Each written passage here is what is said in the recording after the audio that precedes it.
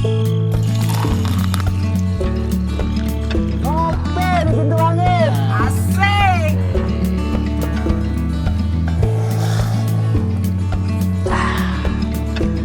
Nah, di sesi malam ini Mas, kan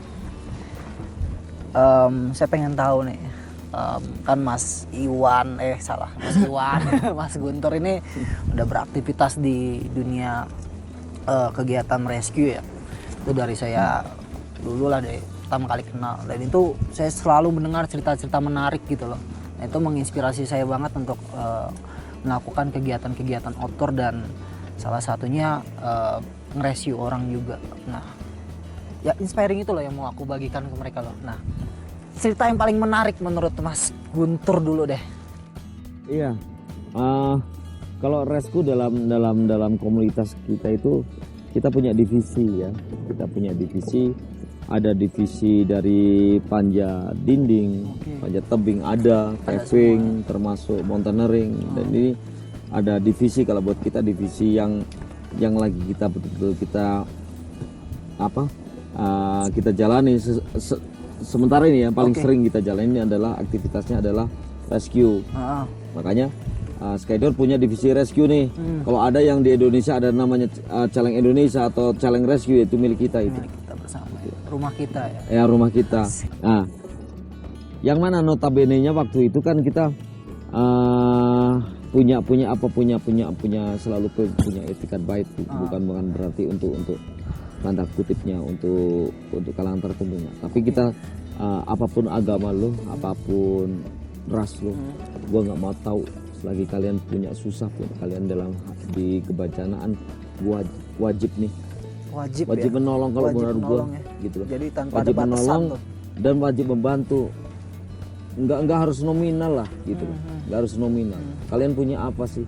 Kalau kalian punya tenaga, syukur-syukur nominal, silakan datang ke lokasi, nggak apa-apa. Kalian langsung terjun di kebencanaan itu. Seandainya nggak ada tenaga, ya kan? Tapi kita punya pemikiran dan kita tahu nih ada hal tertentu nih, donasi tidak serta selain nominal, enggak. Mereka membutuhkan hal tertentu nih. Apa kebutuhan mereka nih? Bisa kita dropping ke sana. Salah satunya seperti itu. Jadi kalian silahkan gitu. Kita punya pemikiran sama punya materi lah, ya. Kita bantu mereka gitu. Ya. Tapi kita nggak sempat nih datang ke lokasi gitu loh. Tapi paling enggak silakan kalian punya sedikit harta, sedikit kemampuan itu ya, bantulah, bantu doa buat saudara kita untuk diperingan untuk kesusahannya ya. Nah dari semua itu nih, bisa diceritain nggak pengalaman saat nge-rescue gitu ya, dari Mas Iwan dulu nih ya, pengalaman cerita dari rescue itu apa sih, susahnya dan dukanya dan senengnya? Karena saya ngeliat nih selalu seneng nih sampean nih. Harus happy kita ini. Dulu kalau gitu. Harus happy. Jangan. Kalau mereka susah, kita ada kebahagiaan buat mereka, sedikit kebaikan buat mereka yang punya kesusahan itu. Jadi jangan sampai ada hal yang sekiranya bencana itu susah. Makanya kita datang ke sana dengan harapan mereka bahagia, masa kita datang dengan kesusahan, kan enggak. Kita bawa happy ya. Harus happy. Bahwa kalian tahu bahwa yang di kebencanaan pun kalian harus tahu kita punya saudara yang memikirkan kamu, berbagi perasaan, berbagi kebahagiaan. Intinya itu aja. Aku balik lagi nih ke Mas Iwan nih. Mas Iwan, gimana Mas Iwan? Bisa gak ceritain tempat bencana ya, pengalaman ya, kita ngomongin pengalaman yang paling bisa menginspirasi kita gitu loh. Kalau bicara rescue, kembali seperti tadi kita sempat obrolkan tentang bahasa alam. Ya. Kalau suka dengan alam, ini yang paling benar keluarnya dari mana? Keluar dari hati. Sama dengan rescue pun, kalau tidak keluar dari hati, susah juga sih, maksudnya kan gitu. Nah, kita ini kalau sudah bicara keluar dari hati, istilahnya apapun akan kita tinggalkan, kita korbankan bahasanya, tapi ada satu tujuan mulia, membantu orang, menolong orang. Dan ini bisa terlihat dari apa-apa yang sering mereka jalankan, praktek di lapangannya seperti apa. Ini sampai bahasa dari pemberangkatannya, niatnya dia bagaimana, ini kan kelihatan kalau yang keluar dari hati atau tidak. Contoh di tempat kita ini, begitu ada bencana daerah mana, istilah patungan pun kita siapkan, ya kan, patungan berangkat, dan kita juga tidak mengharuskan. Ngomong-ngomong patungan nih, ntar lu nih Mas Iwan nih. Ini saya sempat dengar cerita tuh katanya dulu waktu mau ke Aceh ya. Itu prosesnya tuh dulu sampean tuh penjenengan tuh nggak punya duit buat ke sana. Itu tapi bisa ke sana gitu loh. Nah, Itu saya denger itu tuh. ini Bisa nih, ceritain nggak tuh? ini kembali kalau kita bicara memang keluarnya dari hati. Kalau saya ceritakan, ini cerita tentang saya saja ya. Saya berangkat ke Aceh ini kalau nggak keluar dari hati kayaknya susah juga, karena prosesnya waktu itu tuh gini, aku ada keinginan main ke tempat temen ke mana, Jakarta. Dari Wonosobo Jakarta kan lumayan nih jauh gitu. Saya berangkat sampai Jakarta, masuk rumah temen. Waktu itu saya main ke daerah Depok sana juga, Jakarta ke sana, terus sampai di tempat temen, cuci muka aja belum nih, gue langsung udah dibikinin kopi. Begitu kopi siap, rokok ada, karena dudukku ada di depan televisi, aku setel televisi. Begitu setel, beritanya adalah tentang bencana. Waktu itu aku sempat tak amati bener-bener, nggak taunya bencananya kan bencana tsunami Aceh itu dulu. Nah itu, kopi tak habisin, aku langsung pamit pulang. Satu juga Ya. tuh ya. Sampai Pulangnya dia tanya, kemana tuh? Ke sini, Wonosobo. Ya. Oke. ngapain sih Mas, baru aja datang kok udah mau pulang? Aku bilang, aku mau ke yang tak tunjuk itu televisi, aku mau ke situ. Lu baru aja sampai, besok-besok kan enggak, pokoknya aku harus segera bisa ke yang ada di dalam televisi itu. Nah itu akhirnya dari situ langsung balik aku. Itu panggilan jiwa tuh ya. Nah ini kan Yang kalau sudah diomongin tadi bisa tuh ya. bicara panggilan jiwa kan, padahal istilahnya kenal aja enggak, seluruh orang Aceh saya enggak ada yang kenal, apalagi sampai ikatan saudara, bahasanya kan itu. Tapi kalau sudah bicara hati nurani, semangat membantu, semangat menolong, dan menganggap mereka ini saudara, ya sudah, cabutlah kita kan gitu. Nah, Sampai di Aceh itu bisa diceritain nggak pengalaman serunya atau sedihnya juga? Pasti banyak dukanya ya melihat, mohon maaf nih, ngeliat mayat-mayat bergelimpangan di sana. Saya aja ngeliat di TV aja tuh, aduh ngeri sekali bener deh. nah itu aku pulang dari Jakarta sampai rumah, semangat untuk ke sana ada, keinginan bisa segera sampai sana nggak ada karena kebetulan nilai nominalnya yang nggak ada kan gitu. Akhirnya mikir sampai ini kalau diomongin gimana ya, dibilang tabu dibilang enggak, sebenarnya enggak. Oke, tapi kalau ini bicara cerita Ada sedikit kenakalan ya kan gitu. Bisa diceritain nggak? Ada kenakalan di Apa sini. tuh? Kalau sedikit cerita kan, waktu itu udah semangatnya besar sekali kan, dananya nggak ada, kita mikir muter otak gitu. Kebetulan di belakang rumah kita dengar suara ayam nih. Oke, terus? Udah langsung otak duit kan gitu. Oke. Akhirnya buka pintu rumah belakang, ayam kita giring masuk, tangkep, bawa pasar, jual. Jual itu buat ongkos berangkat ke Aceh. Ongkos kaki ya? Iya. Tapi kan maksud, dah itu ayam nggak berapa loh? Tapi berangkat semua. Ya saya, Oh, masih khususnya Wan. saya saja. Itu kan waktu itu ayam jual laku 55.000. Yang 5.000 tak kasihkan temen, tak suruh jaga rumah, aku packing. Dia tanya, mau kemana Mas? Aku mau naik gunung, aku bilangnya gitu.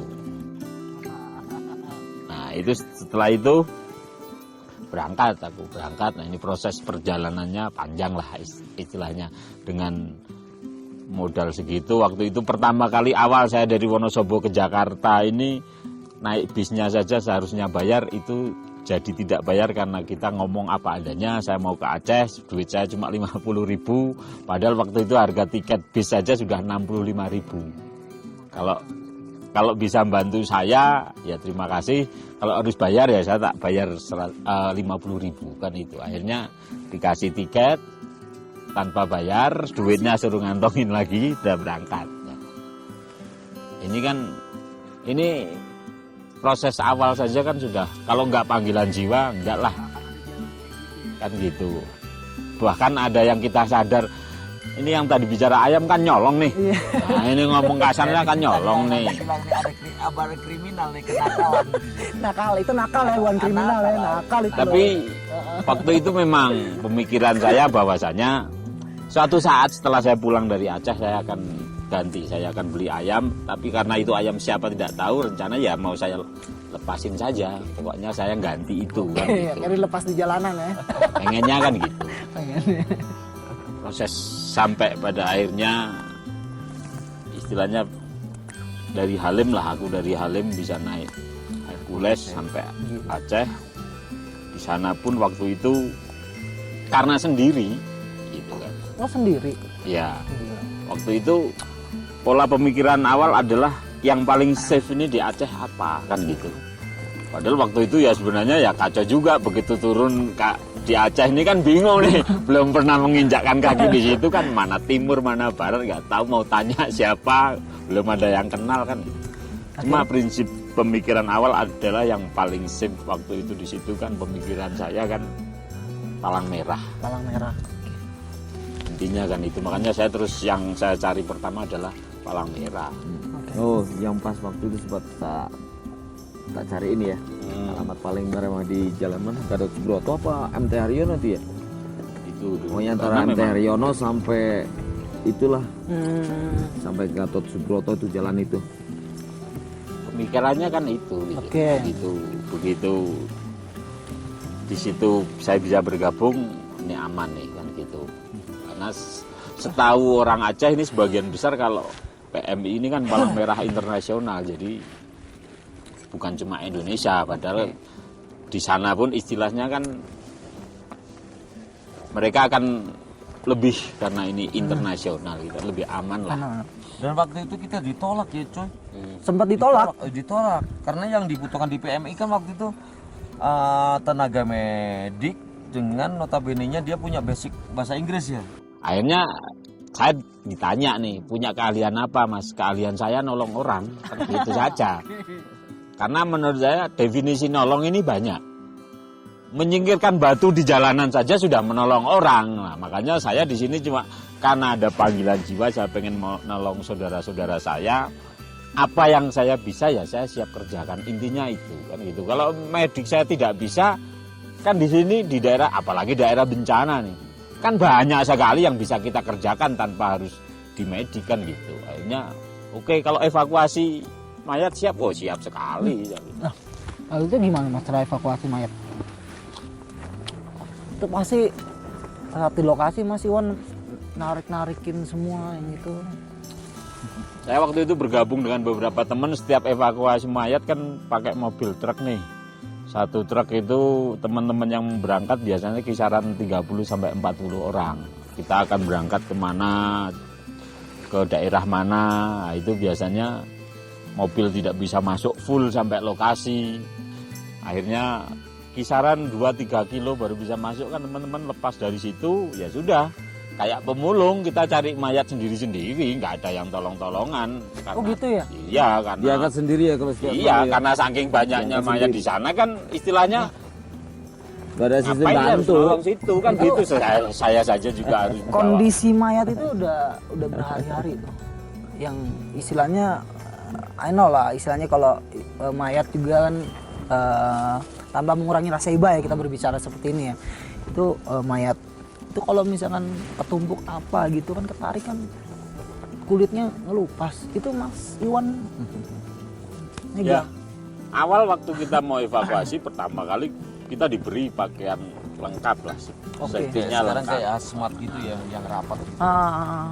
Tapi memang waktu itu kita merasa sekali pakai kerepotan, ya pada akhirnya ya lepas semua. Teman-teman sudah biasa lepas semua, tapi tetap karena kita orang rescue, kita akan menyadari ada resiko di situ karena kita istilahnya melenceng dari aturan karena kondisi, maksudnya kondisi teman-teman merasa di sana kegerahan dan sebagainya, harus pakai pakaian safety yang seperti itu. Saya pun merasakan itu memang tidak sanggup gerahnya itu gitu, akhirnya.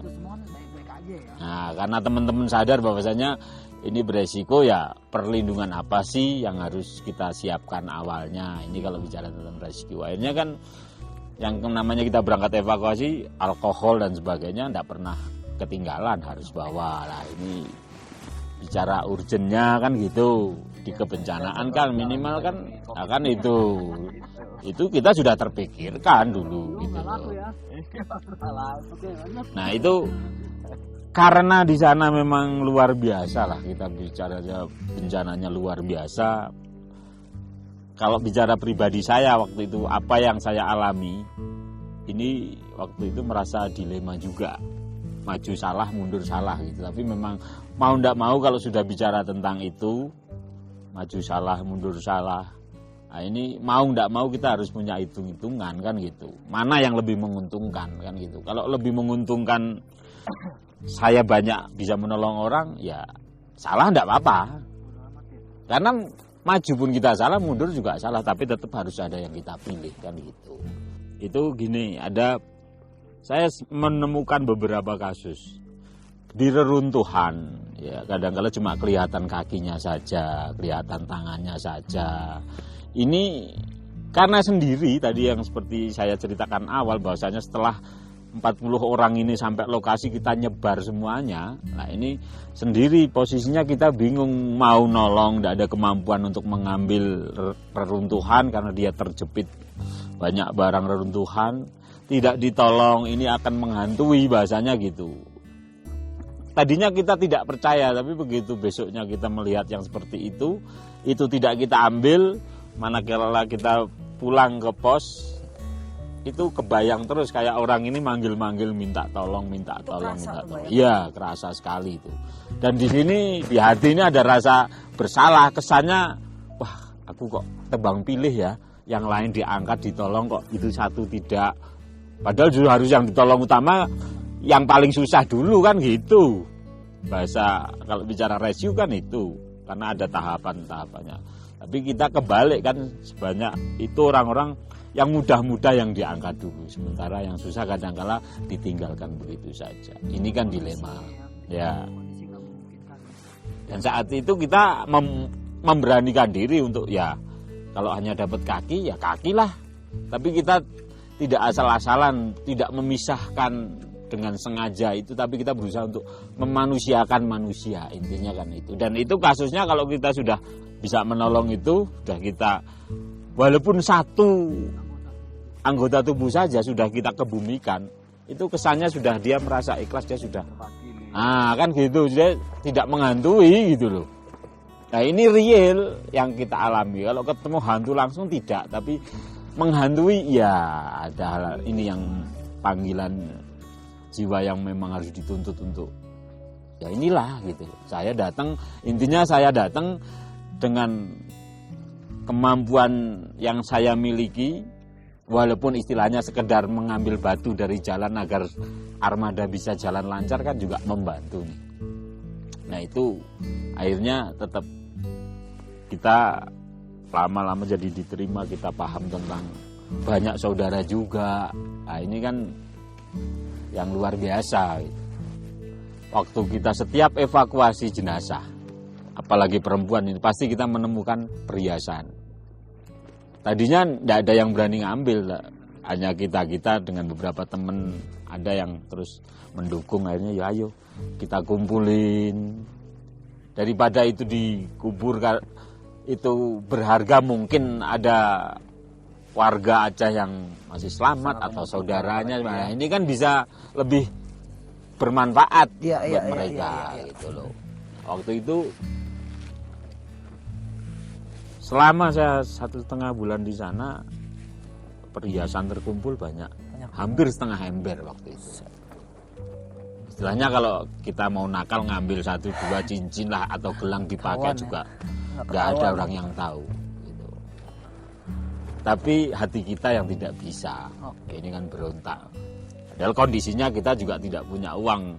Waktu itu selama saya 1,5 bulan di Aceh saja, uang 50.000 itu saya masih bisa bertahan sisa 14.000 waktu mau pulang. Pulangnya. Ya, itu mau beli oleh-oleh kopi Aceh karena ceritanya kan kopi Aceh ini yang paling enak. Mau beli aja tidak cukup duitnya. Nah, ini kan jadi Lah itu pulang gimana jadinya? kita pulangnya waktu itu bareng-bareng sama teman-teman dari ada komunitas pecinta alam se-Jateng DIY waktu itu. Oke. Ada rombongan ini terus memang ada yang memberi jalan terus lewat naik Hercules bareng-bareng baru kita diantar kembali ke Jakarta. Oke. Keren tuh ceritanya. Luar biasa itu Luar di sana biasa yang sekali. memang benar-benar kita alami. Ada kasus nih. waktu Untungnya itu. nggak semudah sekarang ya yang gadgetnya yang notabene-nya kameranya keren-keren nih. Iya. Jadi waktu itu aja masih pakai kamera ini ya manualnya. Ya. Pakai klis. Dulu kasusnya ini saya bawa kamera nih, kamera manual dulu sampai Jakarta. Filmnya ngisinya di Jakarta. Sampai di Aceh kita buat foto-foto di reruntuhan gitu.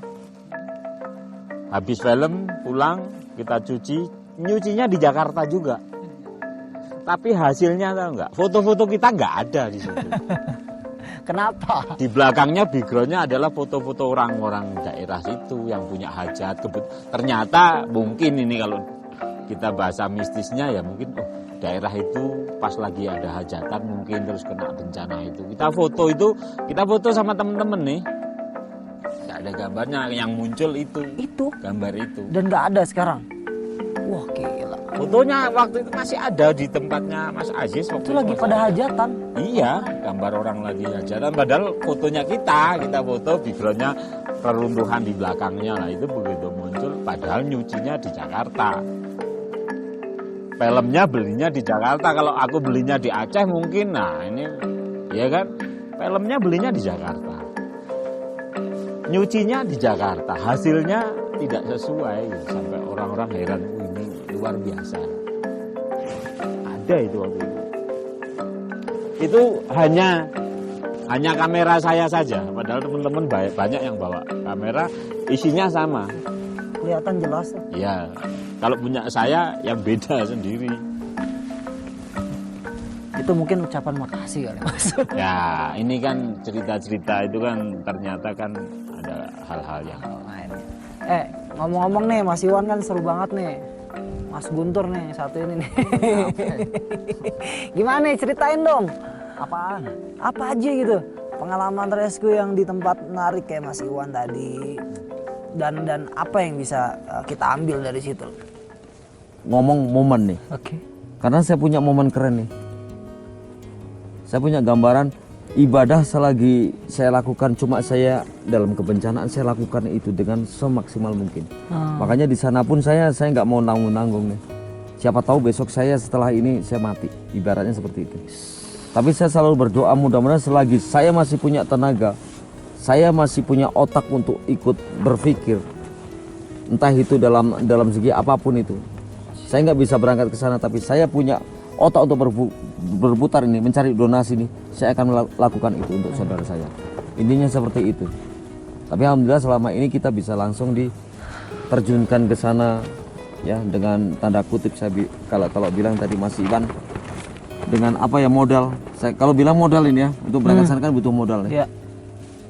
Paling nggak saya punya pengharapan nih. Besok donasi untuk para bencana jangan cuma donasi untuk bencana, jangan. Itu kalau bisa di bawahnya di garis bawah nih dan relawan. Dan relawan ya. Iya. Oke. Meskipun sesulit apapun kita berangkat ke sana dalam lokasi bencana, itu saya usahakan kalau bisa nih, saya bisa berpartisipasi nih, ya berbagi sesama dengan saudara saya lagi terkena bencana dan kesusahan itu. Saya waktu itu mungkin nggak bisa berpikir untuk mempercepat pembangunan mereka, enggak, saya nggak bisa sampai segitu. Paling enggak saya punya pengharapan sedikit tenaga saya, sedikit pemikiran saya, ya kan? Sedikit partisipasi saya untuk kebencanaan, saya paling nggak bisa menghibur mereka. Intinya seperti itu. Ada kebanggaan tertentu kalau buat saya itu. Keren loh. Ya, ada kebanggaan tertentu buat saya. Mungkin nggak cuma 100.000 nih, mungkin 1 juta sampai 100 juta orang Badeng satu lah yang punya pemikiran untuk seperti itu. Susah Kadang kita banget. juga memikirkan hidup kita juga, kita memikirkan keluarga kita juga. Tapi selagi keluarga kita, khususnya anak istri kita nggak mendukung kegiatan kita, saya lakukan itu dengan sepenuh hati. Saya nggak mau tanggung-tanggung di sini untuk rescue, ya. Karena pola pikir kita itu adalah salah satunya adalah sosial kemanusiaan. Intinya itu aja kok. Saya nggak mau tahu lu agama lu apa, lu dari suku apa. Kalau kita ngomong ras dan lain sebagainya, nggak ada kemanusiaan. Hilangkan itu. Kalian adalah saudara saya. Intinya itu dalam rescue seperti itu. Kalau itu menurut patokan saya gitu, ya. Dan sekali lagi rescue itu nggak kepatok dalam wujud apa ya? Dalam wujud terus cuma bilang enggak. Di sini adalah harus nih lo kerjakan, lo ngomong bla bla bla bla bisa nih di belakang. Tapi lo nggak punya aplikasi untuk ngapain lo ngomong. Lebih baik lo nggak usah banyak omong, lo aplikasikan hati nurani langsung. Nah, kan gitu loh. Gak usah banyak ngomong kalau kita mah. Ini seperti itu. Kalau lo niat nolong aja, ngapain lo harus bilang gue mau nolong ke sana, ini mau ke Palu nih. Gak usah lo gembar-gembarin. Yang tahu-tahu lo udah posisinya di sana aja deh. Intinya gitu aja. Asik coy. Dan ketagihan lo di situ. Nah, ini yang memang kadang-kala seperti tadi yang diceritakan Mas Guntur ini, kita berharap teman-teman ini tidak bahasanya menuntut harus berada di depan, enggak. Karena posisi belakang, yang di belakang sendiri pun ini bisa menjadi utama. Ini belakang sendiri pun bisa menjadi utama, manakala depan ini tidak disupport dari yang belakang juga tidak bisa maju. Nah, ini bahasanya kan itu. Ini kan masih banyak teman-teman yang gue kalau nggak kelihatan nggak asik, nggak keren. Nggak keren. Nah, Itu tuh. Tanpa tim servis gue yakin ini depan itu nggak bisa kerja. Makanya. Nggak bisa Ini. kerja. Makanya salah satu kita jangan pernah berpikir jadi pahlawan. Sebenarnya kenapa pahlawan? Karena dia pikir itu pahlawan itu ada yang aja di ujung tombak gitu. Padahal dia nggak Padahal tahu ya. nggak seperti itu. Ujung tombak ada ini tongkatnya ya. Nah, itu. nah, kan gitu. Nggak ada yang namanya Nggak ada orang yang bawa nyolong, tombak nggak yang ada. dipegang depannya. Nggak ada. Nah, yang utama kan ternyata yang Ternyata di ada belakang, yang di belakangnya ya kan? ini siapa yang dipegang nih? Kan gitu. kendalinya Harusnya ada di begitu. belakang. Tangan aja jari nggak mungkin cuma satu, paling enggak ada 2 tangan di situ, ada kanan kiri. That's Kan why. begitu harus lo lihat. nih, That's why di kita harus belakang bersatu, pahlawan cuy. semuanya. Iya benar. Jadi kan bukannya kita ngomong pahlawan enggak. Pahlawan kalau menurut saya buat diri sendiri aja gitu loh. Paling enggak sebagai pengingat bahwa gue sudah pernah nih, bukan sok mau gue sebagai seorang hero, enggak dalam arti kemanusiaan kita enggak ada di situ. Kita pahlawan buat diri kita sendiri aja lah. Intinya gitu. Bener banget. Gue pernah ngerasain tuh nge-rescue. Aduh, itu tuh ada kedamaian sendiri loh. Seriusan. Ketika gue pagi hari ngeliat dia sehat. Oh my god, gue bilang ada asik banget lo ngeliat tuh. Wis, thanks God gue masih dikasih hidup buat bantu orang-orang gitu loh. itu Itu ya, yang Kak. gua tadi bilang apa, rasa syukur ya itu tadi. Itu. Gitu loh. Jadi orang nggak boleh egois. Kan gitu loh, nggak boleh tamak jadi orang gitu loh. Ada sebagian segi dari hidup kita itu ya harus buat mereka gitu loh. Iya. Iya kan? Dan sebagian ada yang buat yang di atas kan begitu. Makanya kita di sini nggak harus adil nih. Ada dalam arti ya boleh kita nyari, dan di sisi keduniawan boleh kita nyari harta sebanyak mungkin, boleh lah gitu. Boleh silakan gitu. Tapi paling nggak lo dari segi harta itu lo punya kewajiban nih buat membagi harta kalian itu buat yang mereka loh, saudara kita yang lagi kesusahan itu coy. Intinya itu Gokil. berbagi, sekali lagi aku bilang berbagi itu Gokil. asik banget. Apalagi dalam keadaan kekurangan kita bisa memberi loh. Bener itu asik banget. banget. Dan masalah saling membagi itu yang gue rasain ya Mas. Saya tuh mendaki itu tahun 2005 ya, waktu kecil ya. Itu diracunin kakak tuh. Nah itu masih 2005 tuh saya ketemu orang masih jarang tuh. Masih jarang-jarang. Ketika ketemu orang tuh kita berbagi Mas. Nah itu contoh kecil ya, saya ngomongin contoh kecil. Itu saling berbagi, dari mana, ngobrol, duduk, ngopi. Jadi sekarang saya ngerasa itu Budaya hilang ya. budaya hilang. Sedih, seriusan. Budaya hilang, kita kembaliin itu gimana itu caranya? Gimana? Ya kalau bicara kepedulian yang sudah mulai pada luntur, ya kita mengakui Ya. dan kita juga melihat dengan mata kepala sendiri gitu kan. Apalagi kita juga sekarang dapat kesempatan punya base camp dan kita lebih bisa memantau melihat kenyataannya. Teman-teman pada datang tidak ada yang saling kenal. Nah, ini budaya ini kan harus kita robah gitu kan. Nah, kalau tidak ada yang mau mengawali, tidak ada yang mau action ya akan seperti ini terus. Kita sampaikan langsung, kita ajak teman-teman untuk membaur. Kita ini saudara semuanya, saling berbagi. Termasuk kalau membicarakan SAR ini menolong kan tidak harus yang sudah mati. Iya. Yang belum paham kita beri pemahaman saja ini sudah bentuk pertolongan. Apalagi kalau bicaranya tentang gunung. Gunung ini identik juga berdekatan dengan bahasa rescue karena gunung ini sekecil apapun itu gunung ya. Ini masuk kategorinya adalah olahraga ekstrim kan gitu. Wah, ini kan ini yang memahamkan kita untuk kita juga punya nih ilmu tentang itu, kenapa tidak kita tularkan? Bener. Kan gitu. Bener, apalagi kalau orang, lu mau jalanin hobi nih, ya kan? Tapi lu nggak tahu cara menanggulangi ketika hobi lu itu bisa mencelakakan lu. Mendingan gak usah sekalian ya. Iya, gitu loh. Karena Menurut saya ya. konyol gitu loh. Bahwa sekali lagi yang namanya gunung kan ada ilmunya nih. Ada ilmunya. Ada ilmunya sebenarnya ada ilmunya. Makanya di base camp kita terapkan nih dengan manajemen pendakian, situs pendakian yang baik dan betul seperti apa.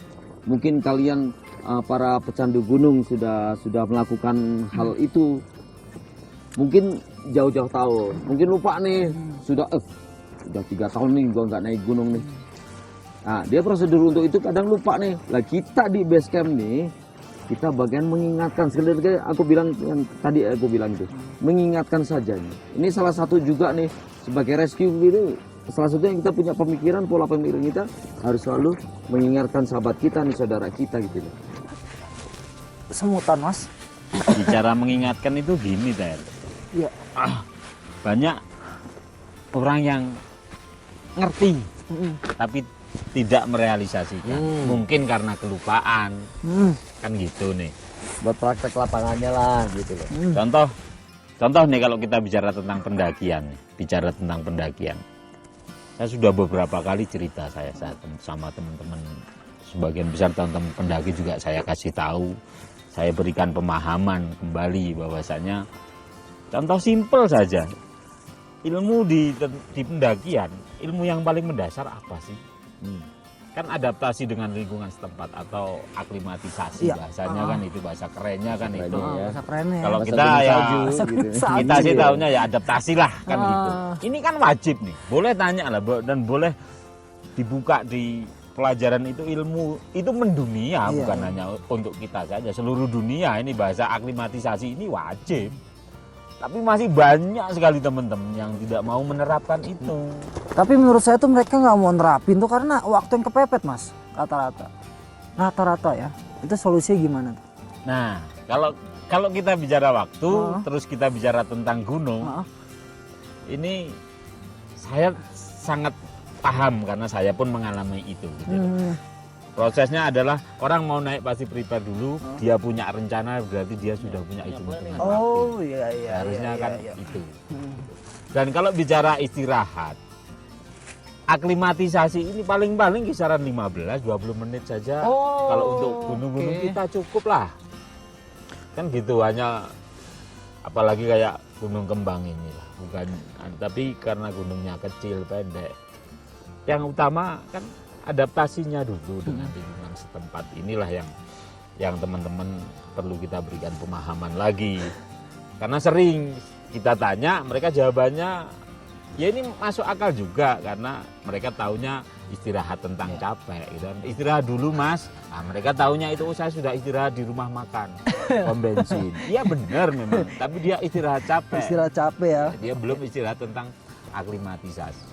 Dan kalau mereka sadar, paham benar, aklimatisasi ini diwajibkan supaya teman-teman ini tahu bahwasanya ini hal yang mudah, enak, nyaman, tidak perlu keluar duit, tidak perlu keluar tenaga, iya kan? Cuma duduk santai sambil ngopi, ngerokok kan gitu, kan enak sekali. Karena kadang-kala gini, ini ada bahasa yang komplit itu belum tentu aman. Yo, Ya kan? Kalau nyaman mungkin iya kan gitu. Ya salah satu contohnya naik gunung musim hujan dia komplit bawa SB bawa tidak, tapi tidak dibungkus plastik, ini bahasa mudahnya saja kan. Jadi tidak nyaman, tidak aman kan gitu. Ini yang sering saya dengar nih, termasuk ini buat pemahaman teman-teman yang suka naik gunung juga. Maksudnya saya tidak menggurui. Enggak. Saya hanya mengingatkan, kita sharing bareng. Contoh gini, sebagian besar pendaki mengeluhkan tentang sampah di gunung. Ya kan? Mereka mengeluhkan saja, tapi mungkin ya ada sebagian yang action juga. Tapi banyak juga yang masih ngawur. Ini bahasanya kan gitu. Contoh teman-teman yang action nih. Saya ngobrol dengan beberapa teman juga. Memang oke jawabannya. Mereka kan ya minimal saya tidak buang sampah sembarangan gitu kan. Minimal rombongan saya tidak buang sampah sembarangan. Nah ini tadi yang saya katakan di bahasa-bahasa yang harus kita balik gitu loh teman-teman. Yang harus kita benahi, kita bangun ulang. Jadi kalau sudah bahasa minimal ini kan bahasa sedikit gitu. Iya. Padahal Minimal banyak. ayo bahasa ini kita balik teman-teman pendaki khususnya. Ayo mulai kita balik, kita ubah bahasa ini jadi bahasa jangan minimal tapi maksimalkan. Maksimal saya dan teman-teman saya, rombongan saya dan pendaki semuanya tidak buang sampah sembarangan. Gokil. Gitu loh. Kan banyak dulu kita ini, dan cuma minimal cuy. Yo, Harus kita maksimal ya. Maksimal jangan bawa sampah. Jangan dong. Oke. Jadilah sampah itu menjadi budaya kalian nih. Buanglah sampah tempat ada tempatnya. Apapun lu resikonya buat rentanan sampah, lu simpen nih sekecil apapun di saku lu jadi tempat sampah. Oke. Kan harus mengalah begitu. Good. Berarti kita harus sadar diri. Oke, harus sadar cuy. Oke. Asik ya. Asik banget. Thank you banget Mas Iwan. Mas Guntur. Siap. Ngopinya asik banget semua. Intinya itulah. Paling nggak kita berbagi nih. Oke. Bukan menggurui sekali lagi, tapi kita berbagi aja. Sharing aja lah. Dari ngopi ini kita bisa berpikir lebih rileks. Yang lebih asik lagi tuh ini nih. Apa itu? Kita ini ngobrol di tempat yang tinggi, di pintu langit. Wah luar biasa. Harusnya yang di bawah dengar semuanya. Ini yang kita sampaikan baik. Ini ayo dengar semuanya lah. Kita ada di tempat yang paling tinggi. Ada istilah dari kopi, filosofi kopi juga mengatakan nih, iya kan? Kopi lo udah kental nih, Asik. Apa tapi lo belum main jauh. Asik. Kan gitu loh. Ini kita jauh sana jauh sini. Kita bisa ngopi bareng di sini. Asik banget Asik jadinya banget, kan. men. Kalau dari chemistry gitu ini. Lu asik. Cium lu sini. Jangan dong. Paling nggak di sini gini loh. Paling tidak apa yang pernah kita lakukan untuk kebaikan ya. Sekali lagi saya bukan moto, bukan filosofi, tapi apapun yang pernah kita lakukan sekarang ini jadilah kelak menjadi legenda. Oke. Gokil banget. Intinya Jadi siapapun yang mau diskusi sama kita, ayo ngopi bareng di pintu langit. Dan kita terbuka Siap. loh. Ngopi di ketinggian, Iya ngopi cuy. Kapan lagi kita ngobrol-ngobrol ngopi begini, kita pecahin solusi sama-sama. Kali aja ke depannya kita jadi satu pemikiran. Nah itu dari ngopi ini. Yang tadinya satu pemikiran, dua, akhirnya ada orang lagi satu nih. Satu. Ini memperingan kita cuy. Bener. Kan gitu. Gokil. Cheers. Buat malam yang Oke Bre ya. Thank Cocok you. nggak nih kita ngobrol malam hari ini nih? cocok banget, Asik kan? lengkap banget. Kita ini. Seruput dulu. Hey, Jos. Thank you.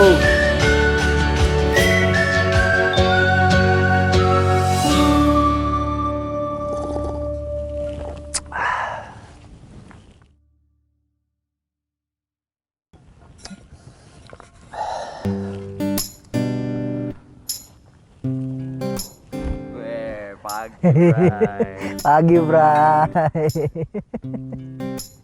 Tidurnya nyenyak. Wah, nyenyak banget. Udah udah nyenyak, pagi ada kopi lagi. Iya. Siapa yang bikinin? Ada. Ada ya? Iya, Ada. Mas Iwan jangan-jangan yang bikinin nih pagi-pagi di nongol. Gila. Keren ya, pagi. Keren banget. Ini boleh diriin satu rumah gak di sini? Ntar kita bikin konten di sini. Penginapan ya? Iya. Batuk gue. Ini dahsyat banget. Ngopi lagi di ketinggian ya. Boleh? Doro Sumbing, Merbabu, Boleh. Merapi. Boleh? Iya. Berani lu temenin gue? Gua temenin lo. Asik. Iya. Yakin ya? Deal ya? Yakin gua Deal ya? temenin lo. Deal ya. Mantap kalau gitu. Abis ini gue mau ke Sindoro. Ngopi di pintu langit Sindoro. Gua temenin lo. Terus ya, deal ya? Deal. Pokoknya kita bikin happy nih. Pokoknya lewat ngopi di pintu langit ini, gue berharap kita bisa ngobrol asik, ya kan? Iya.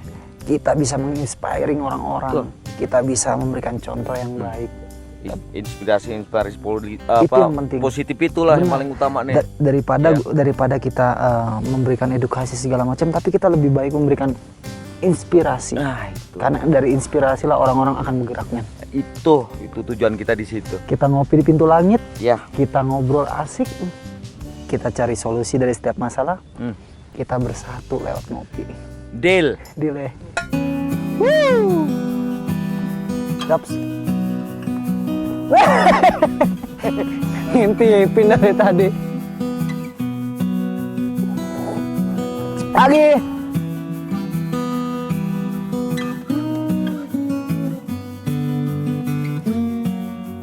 Mantap kan?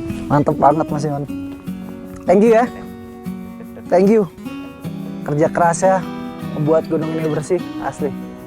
Iya harus ini kan sesuatu yang baik, kenapa tidak ada. Sekali lagi bersih itu jadikanlah budaya gitu. Ya. Oke. Bukan dari tekanan dari pengampu base camp, mengelola base camp. Oke. Bahwa kalian naik turun Oke, siap. terus bersih cuma di pas kamu berangkat enggak, tapi dari rumah sudah ada jiwa untuk selalu bersih gitu loh. Jadi mari kita jadikan budaya bersih itu lebih maksimal lagi ya. Iya harus. Oke. Keren. Harapannya semua tersentuh lah. Oke. Saja. Pasti tersentuh lah. Siapa sih yang mau ngerusakin begini? Gila aja orang itu. Kalau ditanya, lo nggak capek naik gunung? Kagak. Lebih capek mengutin sampah orang di gunung. Iya sambil dongkol loh. Iya nggak? Bukan